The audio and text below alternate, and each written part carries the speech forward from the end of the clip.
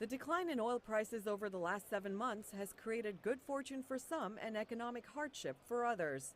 Consumers across the world are benefiting the most from lower oil prices, as it means cheaper prices at the pump and lower heating bills. According to the U.S. Energy Information Administration, 200 million drivers in the U.S. will save an average of $750 this year, thanks to lower gas prices. Certain business sectors, such as the airline industry, are also expected to benefit.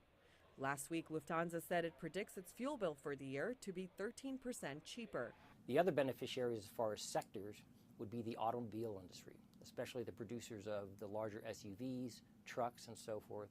You would expect those sales now to go up, again, for the cause and effect that it's less costly to operate those if you're a user or consumer. The world's biggest oil importers are also coming out ahead.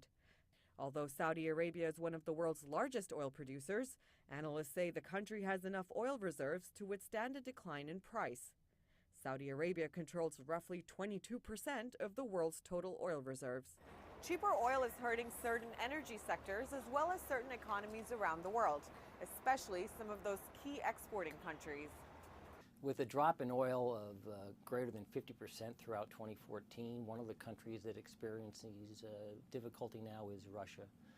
Russia has staked really the majority of its economy and revenues at the government level on the production and export of oil. So now with the prices falling, they don't have nearly the revenue forecast that they saw coming in. In addition to Russia, countries such as Libya, Iran, Venezuela, and Nigeria are all being hurt by the lower oil prices.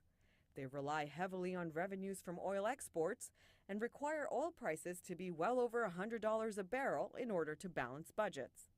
Cheaper oil has produced some clear winners and losers across the world.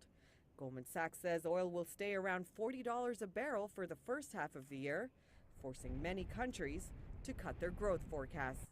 Shraysi, Tandon, CCTV, New York.